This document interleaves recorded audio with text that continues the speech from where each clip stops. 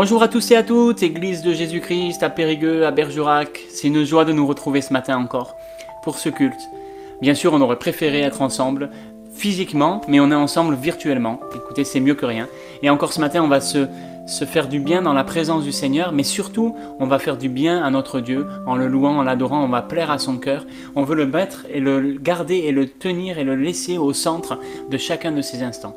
Je laisse la place ce matin à Jessica qui va nous conduire dans un temps de louange avec le groupe et on bénit le Seigneur pour ces moments que nous allons vivre dans sa présence. Bonjour à tous, on est très heureux de pouvoir vous retrouver ce matin. Alors nous sommes quelques-uns à pouvoir nous réunir et c'est vraiment une grâce de Dieu. Et si vous êtes d'accord, eh bien on va commencer à louer le Seigneur, l'adorer de tout notre cœur. Dieu est fort, il est puissant, il est celui qui vient à notre secours quand on a besoin de lui aussi, il est là, il veille sur nous. Et peu importe les circonstances, Dieu est toujours là. Amen. Alléluia.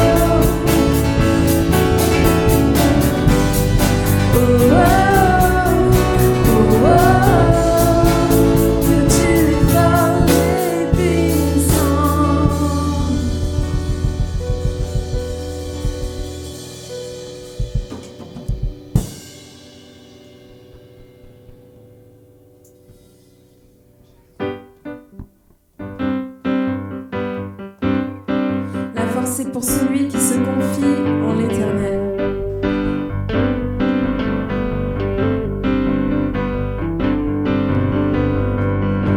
La force est pour celui qui se confie et repose en l'Éternel.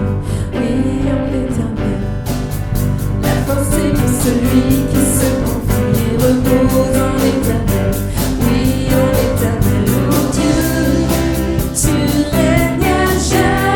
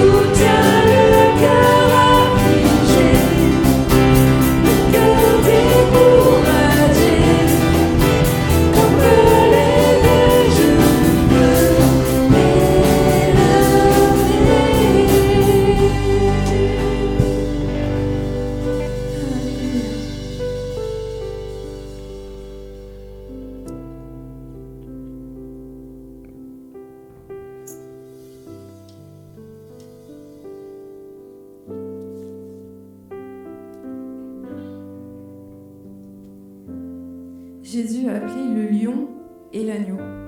Il est celui qui va revenir pour chercher son épouse. Et bien ce matin, on va le chanter aussi, que Jésus est le lion et l'agneau. Amen.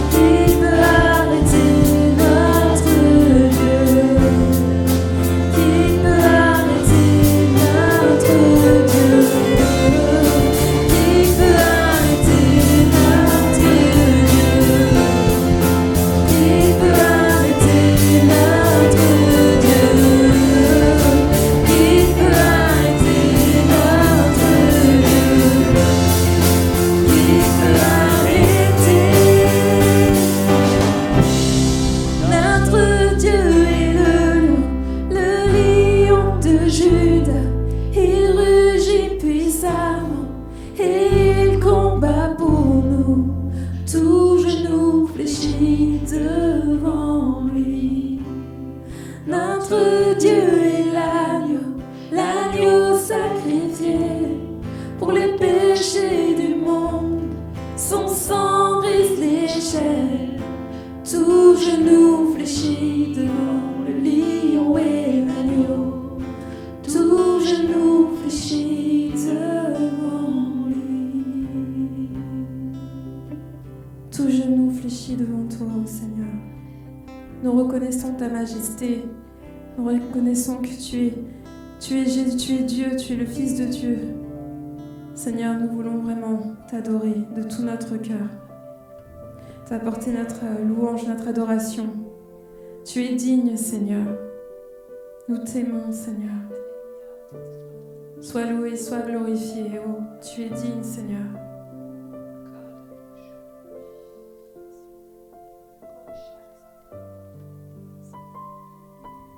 Qui peut arrêter?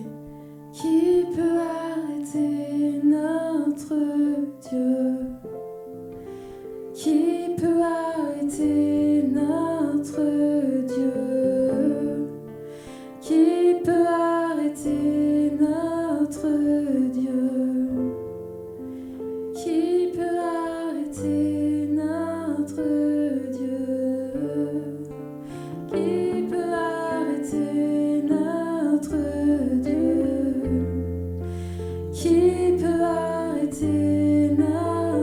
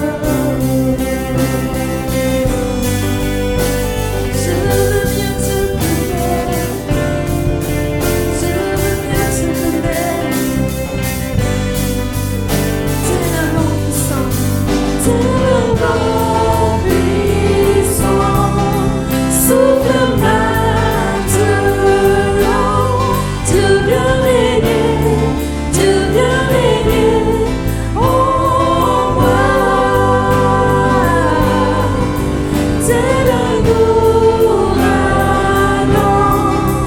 réveille mon âme. Dieu vient régner en moi. Tel un vent puissant, tel un vent puissant, souffle maintenant. Dieu vient régner, Dieu vient régner.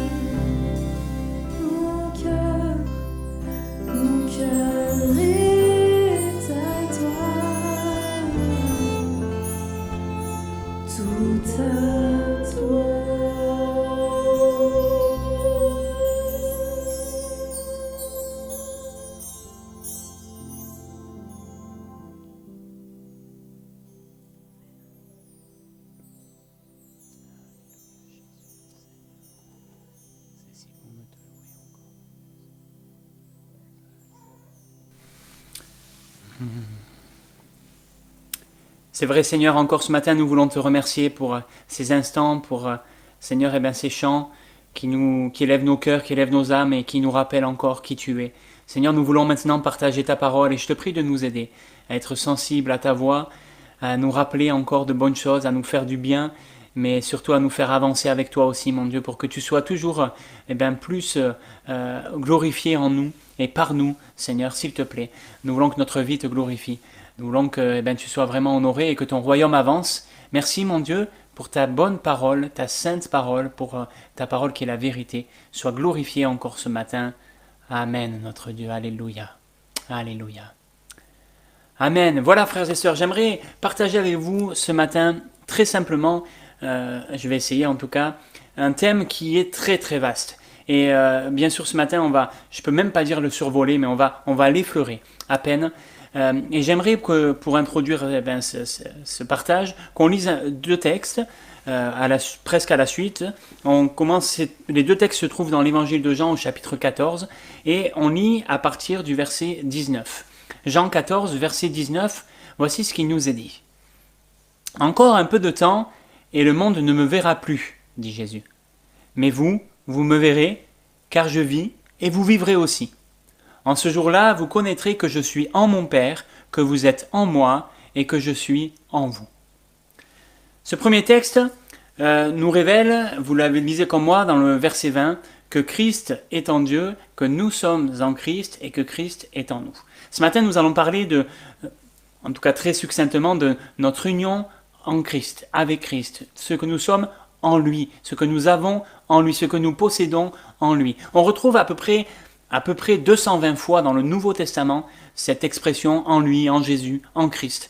Alors il y a des fois c'est un peu plus ou moins pour certaines choses, mais l'union à Christ, de manière générale, 220 passages, c'est un point crucial, une notion très importante. Chaque aspect de notre relation avec Dieu pourrait être lié à notre relation avec Christ, à notre unité, notre union à Christ.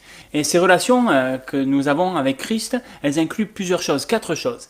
Elles incluent que nous sommes en lui, et ça nous l'avons lu, nous sommes en lui, il est en nous, là aussi nous l'avons lu dans ce verset 20, que nous sommes comme lui, semblables à lui, et puis que nous sommes avec lui. Alors ce matin on ne pourra pas voir tout ça bien sûr, mais j'aimerais simplement m'arrêter avec vous sur quelques petites expressions, quelques petits passages où on va voir ensemble des textes où il est question de « en lui ». Mais avant, on lit le deuxième texte dont je vous ai parlé dans l'évangile de Jean au chapitre 14, et on saute au verset 27. Vous pourrez lire le reste si vous voulez, mais par souci de temps, on passe directement au verset 27, où Jésus dit ceci, un verset qu'on connaît bien, un passage qu'on connaît bien, « Je vous laisse la paix, je vous donne ma paix. Je ne vous donne pas comme le monde donne, que votre cœur ne se trouble point et ne s'alarme point. Vous avez entendu que je vous ai dit, je m'en vais et je reviens vers vous. Si vous m'aimiez, vous vous réjouiriez de ce que je vais au Père, car le Père est plus grand que moi. Et maintenant je vous ai dit ces choses avant qu'elles arrivent, afin que, lorsqu'elles arriveront, vous croyiez. Je ne parlerai plus guère avec vous, car le prince du monde vient. Il n'a rien en moi. Mais afin que le monde sache que j'aime le Père et que j'agis selon l'ordre que le Père m'a donné, levez-vous et partons d'ici. » Dans ce texte qui est riche de plein de choses, j'aimerais juste m'arrêter avec vous sur cette phrase du verset 30 où Jésus dit « Je ne parlerai plus guère avec vous, car le prince du monde vient, il n'a rien en moi. » Et on voit ici que le prince de ce monde, Satan, celui qui, la Bible nous dit, est un petit peu aux commandes, que le monde entier gît sous la puissance du mal, ce prince du monde n'a rien en Christ. Par opposition, nous pensons bien sûr à ce texte que nous connaissons, où il nous est dit que nous avons tout pleinement en lui. Nous avons tout pleinement en lui. Alors ce matin, on va voir quelques petites choses, mais nous avons tout pleinement en Jésus-Christ, tout. Et nous allons voir donc quelques-unes des choses que nous sommes ou que nous devons être, voilà, pas que nous devrions, mais que nous devons être, des choses que nous possédons ou que nous posséderons ou que nous devrions posséder en lui, en lui. Et je commence avec peut-être la base, le b.a.-ba, le point de départ, on va dire. C'est ce texte de 2 Corinthiens 5, 21, où il nous est dit « Celui qui n'a point connu le péché, il l'a fait devenir péché pour nous, afin que nous devenions en lui justice de Dieu. » Nous sommes devenus en Christ justice de Dieu. Nous avons la justification, nous sommes justifiés, rachetés. Donc nous sommes devenus en lui justice de Dieu. En Christ, qu'est-ce que nous avons ? La justification. Paul dira aux Éphésiens, dans ce premier chapitre, qui est peut-être le texte de référence, si vous regardez, vous verrez que vous trouverez plusieurs fois, j'ai plus exactement le nombre en mémoire, mais ça doit être au moins 7 ou 8 fois, en lui, en lui, en lui, en lui, vous avez, en lui, vous, etc. Et dans ce chapitre premier, au verset 7, il nous est dit, en lui, nous avons la rédemption en son sang, la rémission des péchés, selon la richesse de sa grâce. Nous avons la rédemption, nous sommes rachetés. Nous avons la rémission des péchés, nous sommes pardonnés. C'est ce qui nous rend justes aux yeux de Dieu. En Christ, son sang nous a rachetés, il a effacé nos péchés. Et c'est en Christ, parce que, nous dit Paul aux Romains, au chapitre 1er, au verset 17, parce qu'en lui est révélée la justice de Dieu par la foi et pour la foi. Selon qu'il est écrit, le juste vivra par la foi. C'est en Christ, parce que c'est en lui qu'est révélée la justice de Dieu. Et c'est en Christ que nous trouvons cette justice, que nous devenons justice de Dieu, que nous pouvons être justifiés. C'est par la foi, mais c'est pas par Jésus, c'est en Jésus. Si quelqu'un est en Christ, nous dit la parole de Dieu, il est une nouvelle créature. C'est le point de départ. Et on n'est pas seulement sauvé par Jésus, parce que ça voudrait dire que Jésus c'est qu'un moyen, mais on est sauvé en Jésus, par la foi. Et nous devons bien réaliser ce matin ceci, c'est ce que j'aimerais laisser sur notre cœur, c'est en Jésus, en lui. Alors bien sûr, ça sous-entend par Jésus, mais c'est plus que par, c'est en lui, en Christ. Dans notre unité, dans notre union avec Jésus, dans notre identification à Christ, nous avons, et c'est le premier point, la justification, nous avons le pardon de nos péchés, la rédemption, et nous sommes donc devenus justice de Dieu. La deuxième chose qui suit, et on pourrait dire qui est même liée à cela, c'est dans Éphésiens au chapitre 2, cette fois-ci, au verset 13, où il nous est dit « Mais maintenant, en lui, vous qui étiez jadis éloignés, vous avez été rapprochés par le sang de Christ. » On retrouve ici l'œuvre du sang de Jésus, mais il nous est dit que par son sang, on a été rapprochés. En lui, nous avons été rapprochés. En lui, nous avons été rapprochés de qui ? De quoi ? Dans ce texte, quand vous regardez le contexte, c'est vrai, il est question de la différence entre les juifs et les païens, du fait que, il n'y a plus justement cette différence entre guillemets, même si elle existe toujours, hein, mais en tout cas au sens spirituel du terme, dans l'accès que l'on peut avoir auprès de Dieu, on voit que la porte du salut est ouverte, la porte de la présence de Dieu est ouverte, la présence de Dieu est possible, mais au-delà de ça, et même je crois premièrement, quand on regarde, et d'ailleurs il suffit de lire la suite pour s'en rendre compte, mais c'est spirituellement, l'homme est rapproché de Dieu. Qu'il soit juif, qu'il soit grec, qu'il soit français, qu'il soit espagnol, ou qu'il soit allemand, ou suisse, ou croate, nous avons la possibilité, nous avons l'opportunité, nous avons la chance, le privilège, la grâce en Christ de pouvoir nous rapprocher de Dieu. Nous avons été rapprochés de Dieu. La suite nous dit que Dieu, en Christ, a fait de nous des concitoyens des saints, des gens de sa maison, au verset 19.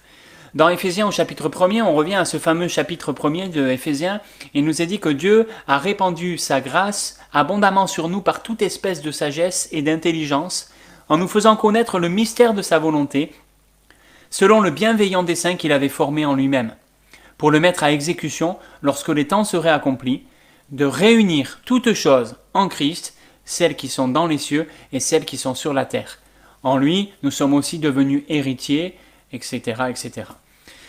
Donc, ce que Dieu avait prévu dans sa grâce, il a répandu sa grâce abondamment sur nous, et ce qu'il avait prévu, son dessein bienveillant qu'il avait formé en lui-même, ce que Dieu avait prévu, c'était de mettre à exécution ce dessein quand les temps seraient accomplis, et ce dessein, c'était de réunir toutes choses en Christ, celles qui sont dans les cieux et celles qui sont sur la terre. Alors on sait qu'à un moment donné, dans l'Apocalypse notamment, et puis donc à la fin des temps, dans l'eschatologie, on sait qu'à un moment donné, il y aura une véritable réunion, une réunification des saints et de ce qui est sur la terre avec ce qui est au ciel, le nouveau ciel, la nouvelle terre, etc. On pourrait même parler du millénium. Je ne veux pas rentrer dans tous ces détails ce matin, bien qu'il serait intéressant de le faire, mais ce que j'aimerais souligner, c'est que le dessein de Dieu, c'est de réunir ce qui est dans le ciel et ce qui est sur la terre. Dieu ne veut pas que les hommes soient loin de lui. Ce que Dieu veut, c'est que les hommes soient près de lui. Alors bien sûr, ça ne veut pas dire qu'on ira tous au paradis, ça ne veut pas dire qu'on sera tous avec Dieu, ça ne veut pas dire que tout le monde sera sauvé. Non. Mais ce que Dieu veut, c'est que tous soient sauvés. Et ce que Dieu a prévu, ce que Dieu avait organisé avant même la fondation du monde, nous dit la Bible, il nous avait choisis et il avait prévu que un jour en Christ il y aurait cette possibilité, cette opportunité, cette grâce à saisir de pouvoir être réunis en lui. Nous sommes devenus héritiers. En Christ, nous sommes réconciliés, nous sommes rapprochés, réunis avec Dieu. Et c'est pas seulement par Christ, mais c'est en Christ, c'est en lui. Une troisième chose que j'aimerais voir avec vous, en Christ, nous dit la parole de Dieu dans 2 Corinthiens chapitre 13 verset 4. Et là, c'est peut-être quelque chose, on touche à quelque chose qui peut-être nous parle un peu moins, c'est un peu plus difficile pour nous à saisir, mais il est dit ceci, il a été crucifié, car il a été crucifié à cause de sa faiblesse, mais il vit par la puissance de Dieu. Nous aussi, nous sommes faibles en lui, mais nous vivrons avec lui par la puissance de Dieu pour agir envers vous. Paul parle ici de Corinthiens 13, 4, et ce passage est un peu particulier, il s'adresse aux Corinthiens qui, vous savez, certains reprochaient à Paul d'avoir fait preuve de faiblesse, d'avoir manqué de puissance dans ses paroles, etc., quand il était au milieu d'eux. Et Paul leur dit, nous aussi, nous sommes faibles en Jésus, mais nous vivrons avec lui par la puissance de Dieu. Nous sommes faibles en Jésus. Ce passage nous rappelle de nouveau le paradoxe immense qu'il y a dans la crucifixion de Jésus. Plus que tout ce qui a pu se passer dans sa vie, on sait que il y a eu des persécutions, on a essayé de l'attraper, pour le faire tomber, le jeter de la montagne, bref, tout cela, mais la crucifixion souligne l'impuissance apparente d'un homme, Jésus, qui subit des atrocités et qui semble mourir comme un vulgaire criminel, puisque c'était comme cela qu'on tuait les criminels, et pourtant, par cette même croix, cette croix où c'est la preuve même, toute la marque de la faiblesse, de l'humilité, de l'humiliation, il a manifesté sa grande puissance. Parce que c'est là, nous dit la parole de Dieu, qu'il a dépouillé les dominations et les autorités. Il les a livrées publiquement en spectacle, en triomphant d'elles. à la croix. C'est pas très populaire, mais nous devons réaliser que notre faiblesse humaine n'est pas nécessairement un manque de puissance spirituelle. La faiblesse selon la chair n'exclut pas la puissance selon l'esprit. Et Jésus en est le parfait exemple. Humainement, il a été, la Bible nous dit, sans aucune beauté, sans éclat. Il est né dans une mangeoire. Il a été mis dans une mangeoire, il est dans un endroit sans aucune gloire, il était charpentier dans une petite ville de Galilée, etc.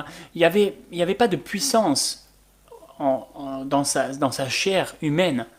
Mais par contre, bien sûr, sa vie, son ministère ont été une marque de la puissance spirituelle qui résidait en lui, l'Esprit de Dieu qui demeurait sur lui, en lui. Et nous devons réaliser que, même si c'est pas très populaire, c'est pas parce que parfois, face à certaines situations, nous nous effaçons dans notre chair, comme Christ a pu le faire, au point de se taire quand il était accusé à tort, au point de ne pas répondre, au point de savoir souffrir jusqu'à la mort, sans jamais rien dire. Alors bien sûr, c'était Jésus, il savait pourquoi il était là, mais la Bible nous dit qu'il s'est rendu obéissant. On pourrait le paraphraser comme ça, il s'est fait faible pour pouvoir manifester la puissance de Dieu. Ça fait penser à ces paroles que Paul va donner à un moment donné, mais nous devons réaliser que oui, c'est une réalité que Jésus a vécue et dans laquelle il nous a montré l'exemple. Si Christ a été crucifié par un effet de la faiblesse à laquelle il s'était volontairement soumis, puisque il nous dit, c'est pas quelqu'un qui m'ôte ma vie, mais je la donne volontairement, il dit Jésus. C'est par cette faiblesse, cet effet de la faiblesse à laquelle il s'est soumis, qu'il a été crucifié. Nous devons réaliser aussi qu'il est vivant par un effet de la puissance de Dieu, par le Saint-Esprit, l'Esprit de Dieu. La Bible nous dit que, voilà, on va le lire tout à l'heure. Et nous devons réaliser que nous aussi, nous qui sommes faibles, par notre communion à ses humiliations, à sa mort, en lui nous sommes faibles, notre chair est faible, notre être humain est faible, mais nous avons volontairement choisi de soumettre notre chair à Dieu, d'abandonner notre gloire humaine, d'abandonner peut-être ces choses-là, afin de vivre, pour vivre aussi par la puissance de Dieu, le Saint-Esprit. Le même esprit qui a ressuscité Christ. La Bible nous dit dans Romains 8, 11, si l'esprit de celui qui a ressuscité Christ d'entre les morts habite en vous, c'est celui qui a ressuscité Christ d'entre les morts rendra aussi la vie à vos corps mortels par son esprit qui habite en vous. Donc, nous sommes régénérés, nous avons la vie parce que en Jésus, nous pouvons encore mourir et ressusciter. Être faible pour être fortifié. Et c'est la beauté de l'identification à Christ, de notre union à Christ. Oui, nous sommes faibles en lui, en mourant pour lui, avec lui, dans notre identification avec Christ. Et nous sommes puissants, forts en Dieu, en Christ, parce que nous ressuscitons avec lui. C'est un principe qui est peut-être difficile à concevoir, à comprendre, mais qui est pourtant une réalité tellement importante et tellement extraordinaire. Ensuite, on sera presque au bout, mais j'aimerais lire ce texte dans 1 Jean au chapitre 3 et au verset 2, où il nous est dit « Bien-aimés, nous sommes maintenant enfants de Dieu, et ce que nous serons n'a pas encore été manifesté. Mais nous savons que lorsque cela sera manifesté, nous serons semblables à lui. » On retrouve le fait qu'on est comme Christ. Parce que nous le verrons tel qu'il est. « Quiconque a cette espérance en lui se purifie, comme lui-même est pur. » Quiconque a cette espérance en lui se purifie, comme lui-même est pur. Quiconque pêche transgresse la loi, et le péché est la transgression de la loi. Or, vous le savez, Jésus a paru pour ôter les péchés, et il n'y a point en lui de péché. Quiconque demeure en lui ne pêche point. Donc, la première chose qu'on voit dans ce texte, c'est que nous avons cette espérance en lui, qu'un jour nous le verrons tel qu'il est, et que nous serons semblables à lui parfaitement. En lui, nous avons cette espérance extraordinaire. Seigneur, un jour nous te verrons, face à face, tel que tu es. Un jour, nous serons avec toi. Et un jour, Seigneur, nous serons semblables à toi parfaitement. Ça, c'est la première chose qui est extraordinaire. Cette espérance, nous dit la parole, elle nous amène à nous purifier. Quiconque a cette espérance en lui se purifie, ne pêche plus. Comme Jésus ne pêche pas, comme Jésus est pur, nous aussi, ça nous amène à nous purifier. Et dans Colossiens, chapitre 2, versets 11 et 12, il est dit « Et c'est en lui que vous avez été circoncis, d'une circoncision que la main n'a pas faite, mais de la circoncision de Christ, qui consiste dans le dépouillement du corps de la chair. Ayant été ensevelis avec lui par le baptême, vous êtes aussi ressuscités en lui et avec lui par la foi en la puissance de Dieu qui l'a ressuscité des morts. Nous avons été en lui circoncis de la chair. La circoncision consiste au dépouillement du corps et de la chair. Donc on voit que dans la purification, vous avez été circoncis. Donc ça veut dire qu'il y a quelque chose qui a été enlevé, qui a été coupé, qui a été, on nous a enlevé quelque chose, et cette circoncision spirituelle de Christ, c'est le dépouillement du corps et de la chair. Donc cette espérance en lui nous amène à nous purifier, comme lui-même est pur, être semblable à lui. Et effectivement, c'est en lui qu'on a été circoncis, c'est-à-dire dépouillé du corps de la chair. Ayant été ensevelis avec lui par le baptême, et mort avec lui, on est ressuscité en lui et avec lui, par la foi. Et là, on retrouve en lui, avec lui. Vous vous rappelez au départ de ce que je vous ai dit ? Je vous ai dit, nous sommes en lui, il est en nous, nous sommes comme lui, et nous sommes avec lui. Et dans ce texte, on retrouve cela. Oui, on est ressuscité en lui et avec lui, par la foi dans la puissance de Dieu qui l'a ressuscité des morts. Donc, on est mort au péché et on est ressuscité en lui et avec lui. Paul dit aux Romains, considérez-vous comme morts au péché et comme vivants pour Dieu en Jésus-Christ. Le péché n'est pas mort. Le péché n'est pas mort. Le péché est toujours attaché à notre nature. Mais nous sommes morts au péché en Christ. Et nous sommes vivants pour Dieu en Christ. Et nous devons réaliser cela parce que, penser que le péché est mort, c'est une erreur, je crois. Mais par contre, nous considérer comme étant morts au péché, ça, c'est une position catégorique que nous devons adopter. Nous sommes appelés à ça. Le péché, nous devons réaliser que la puissance du péché qui nous tenait, qui nous dominait, cette puissance-là, nous y sommes morts à cette puissance-là, à cette domination. Et nous sommes passés sous la domination de Christ. Donc, le chrétien, il est appelé à prendre cette position, de dire, je suis mort à la domination de la chair, à la domination du péché sur ma vie. Je me considère comme étant mort au péché. Et ça signifie que j'en ai fini une fois pour toutes avec le péché. Je me suis repenti complètement. Je me suis consacré entièrement à ne plus pécher, à ne plus jamais céder aux mauvais désirs de ma nature pécheresse, du péché qui était là en moi. J'ai choisi cela et je me suis consacré entièrement à cela, etc. Je ne céderai plus à ça. Je me considère comme mort au péché. On a déjà parlé de ça il n'y a pas très très longtemps, mais c'est quelque chose d'important. Et je termine avec un dernier point, qui est aussi très important, sur lequel je ne m'attarderai pas, parce que je ne veux pas être trop long ce matin. C'est assez complexe, et n'hésitez pas à réécouter peut-être ce qu'on partage. C'est vraiment, même pas un survol. Mais dans Éphésiens chapitre 2, verset 21, il nous est dit ceci. En lui, tout l'édifice bien coordonné s'élève pour être un temple saint dans le Seigneur. En lui, vous êtes aussi édifiés pour être une habitation de Dieu en esprit. Ici, on retrouve deux choses que j'aimerais voir avec lui. En lui, tout l'édifice, bien coordonné, s'élève pour être un temple saint dans le Seigneur. Ici, il y a une question d'unité, la coordination, il est coordonné, bien coordonné l'édifice, et il y a une question d'unité, il y a une question d'élévation, cet édifice il s'élève pour être un temple saint dans le Seigneur, il y a une question de sainteté, et le but de ça, bien sûr, le but en lui, en Jésus, tout l'édifice bien coordonné s'élève dans un but, c'est d'être un temple dans le Seigneur, être un temple dans le Seigneur, en Jésus, dans le Seigneur. Donc l'édifice bien coordonné s'élève pour cela, être un temple dans le Seigneur. Et puis en lui, nous dit le verset 22, vous êtes aussi édifiés pour être une habitation de Dieu en esprit. Une habitation de Dieu en esprit, ça nous fait penser, enfin je suppose que vous êtes comme moi, ça nous fait penser à ce texte où la Bible nous dit que nous sommes le temple du Saint-Esprit. Nous sommes l'habitation de Dieu en esprit. Et nous sommes édifiés pour être cette habitation de Dieu en esprit. Et là, il est question d'édification, donc de construction. On est construit, c'est-à-dire on grandit en Christ. En Christ, on trouve la croissance, ce qui est nécessaire pour grandir, pour être édifié, pour nous construire, pour être aussi ce temple de Dieu, cette habitation de Dieu en esprit. Et là, ça fait appel à autre chose. Au premier point, on aurait pu parler de la sainteté, pour être un temple saint dans le Seigneur. Et ça fait appel à ce qu'on partageait tout à l'heure, au fait d'être morts au péché, morts à notre chair, à notre nature, etc. Nous considérons nous comme cela et vivons cela. C'était la question de la sainteté, de la purification. Mais là, on va encore ailleurs. Là, on va encore ailleurs. Être une habitation de Dieu en esprit, ça nous amène encore plus loin parce que l'habitation de Dieu, c'était pas seulement une habitation sainte, mais c'est aussi une habitation qui a une destination, une orientation, une destinée.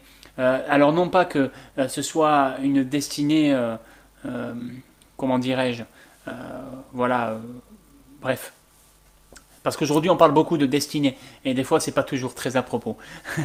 mais notre destinée c'est celle-là. Notre destinée c'est en Christ, d'être une habitation de Dieu en esprit. C'est-à-dire d'être un temple à la louange et à la gloire de Dieu, en esprit et en vérité. Parce que ce que le Père cherche, c'est ça. C'est des adorateurs en esprit et en vérité. Ma maison, dira Dieu, elle sera appelée une maison de prière pour tous les peuples. Et nous devons être cette maison de Dieu en esprit, une maison de prière, une maison d'adoration, une maison de louange. Notre destinée, elle est en Christ et elle est là. Notre destinée en Christ est d'être cette habitation de Dieu. C'est de dire, Seigneur, c'est toi le centre. Je suis, moi, l'habitation. Mais toi, c'est toi qui as la valeur. Ce qui compte, c'est pas la maison, mais c'est celui qui vit dans la maison. C'est celui à qui appartient la maison, qui en est le propriétaire. La maison, ce sont que des murs. Et voilà, mais celui qui est dedans, celui à qui elle appartient, celui à qui elle est destinée, ça c'est important. Et nous sommes la maison de Dieu. Et celui qui est important, c'est Dieu. Celui à qui nous appartenons, c'est Dieu. Celui que nous servons, c'est Dieu. Et notre vie entière, doit être une vie de service qui est centrée sur Jésus. En lui, nous sommes édifiés, nous sommes construits, nous sommes bâtis pour être une maison de Dieu en esprit. Et c'est ce que Dieu veut en Christ. Et nous avons tout ce qu'il faut en Christ. Bien sûr, tout cela, c'est un effet de sa grâce.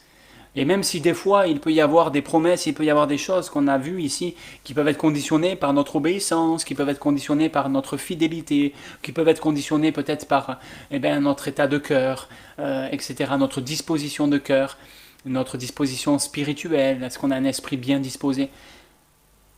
Avant tout, et malgré tout, c'est avant tout une grâce. C'est un effet de sa grâce, c'est par grâce. J'aimerais terminer avec ce texte qu'on trouve dans Colossiens au chapitre 2, et on a lu déjà un bout tout à l'heure, mais j'aimerais le lire en entier, enfin plutôt quelques versets, du verset 6 au verset 12, Colossiens 2, 6. « Ainsi donc, comme vous avez reçu le Seigneur Jésus-Christ, marchez en lui, étant enraciné et fondé en lui, et affermi par la foi, d'après les instructions qui vous ont été données, et abondé en actions de grâce. Prenez garde que personne ne fasse de vous sa proie par la philosophie, par une vaine tromperie, s'appuyant sur les traditions des hommes, sur les rudiments du monde et non sur Christ. Car en lui habite corporellement toute la plénitude de la divinité. Vous avez tout pleinement en lui, qui est le chef de toute domination et de toute autorité.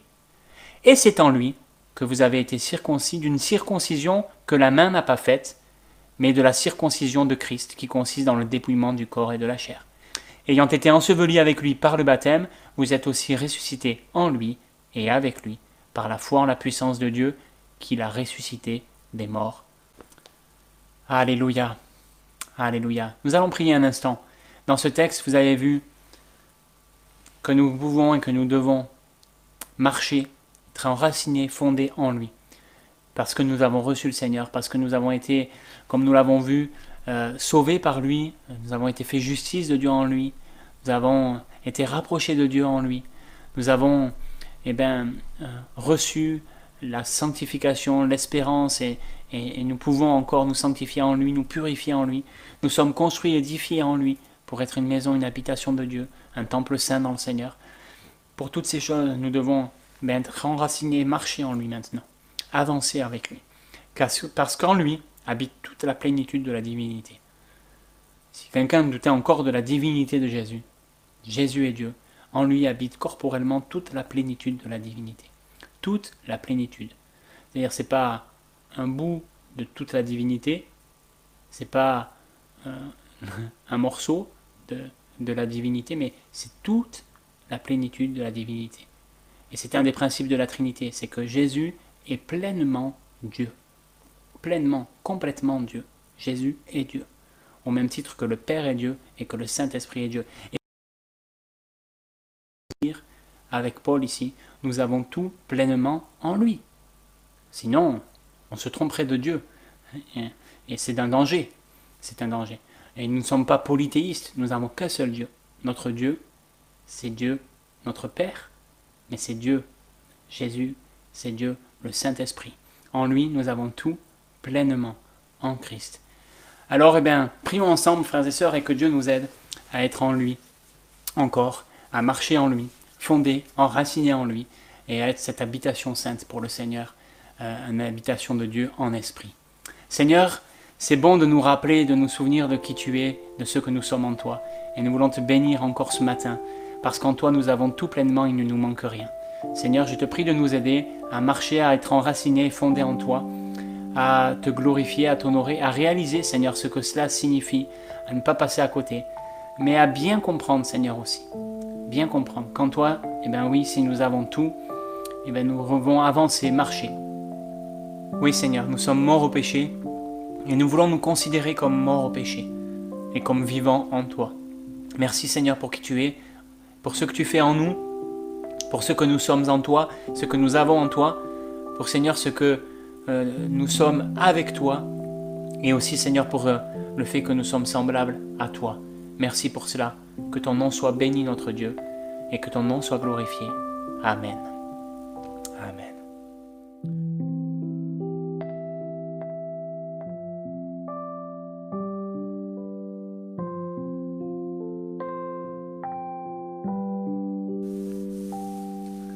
Voilà, gloire à Dieu, j'aimerais vous faire quelques annonces avant qu'on se sépare pour cette matinée. Très rapidement, rappeler au groupe, aux personnes qui sont intéressées par la préparation au baptême qu'on se retrouve à 13h aujourd'hui pour la deuxième partie, le deuxième cours on va dire. Donc à 13h, si jamais vous êtes intéressé et que vous n'avez pas participé, vous pouvez toujours nous rejoindre, il est encore temps. Et donc dans ce cas-là, n'hésitez pas à me contacter.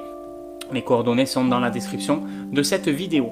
Si vous n'êtes pas encore abonné, abonnez-vous à la chaîne, ça permet de pouvoir recevoir les vidéos, les trouver plus facilement. Voilà, je vous rappelle également qu'on se retrouve mardi soir en Zoom, toujours pour un temps de prière, un temps où on se tient devant le Seigneur. Alors c'est virtuellement, bien sûr, mais voilà, on veut le faire et je crois que c'est de bons moments aussi que l'on passe. On était quelques-uns en jeûne et prière la semaine dernière, on était quelques-uns mardi soir et on continue, on persévère dans la prière. C'est vraiment quelque chose d'essentiel et d'important. Les vidéos pour les enfants ont repris et si vous n'avez pas eu le lien, vous allez le trouver, il va s'afficher. Vous pouvez regarder la vidéo, l'enseignement pour les enfants. Je remercie Delphine, les enfants qui ont fait ça. Et puis voilà, n'hésitez pas si vous avez besoin aussi et si vous avez envie peut-être qu'on puisse partager, échanger ensemble, on se tient à votre disposition avec plaisir. Une annonce assez importante aujourd'hui, c'est le dimanche de l'église persécutée. Alors c'est vrai que l'année dernière on avait fait quelque chose de particulier. Cette année, avec le confinement et tout ça, la date est un petit peu passée aux oubliettes entre guillemets. Mais bien sûr on n'oublie pas nos frères, nos sœurs persécutés et le mardi soir on prie. Je pense tous les mardis pour cela, on pense à eux, on ne veut pas les oublier, mais j'aimerais aussi vous inviter dès aujourd'hui, si vous l'avez à cœur aussi, à peut-être soutenir l'action évangélique de Pentecôte, l'AEP. Donc bien sûr c'est important dans ces temps particulièrement parce que vous savez que les chrétiens qui sont persécutés le sont tout le temps, mais que dans ces moments de pandémie, etc., les persécutions ne s'arrêtent pas, mais même il y en a de nouvelles qui se créent, qui se génèrent, et il y a d'autres besoins en plus qui s'ajoutent à ça. Donc voilà, on veut vraiment prier pour ça, redoubler d'efforts dans la prière, et puis si vous avez à cœur de participer, de faire un don à l'AEP, je vous laisse aussi un lien pour que vous puissiez le faire. Voilà, je vous souhaite à tous et à toutes une très bonne journée, un très bon dimanche. Que Dieu vous bénisse et à très bientôt.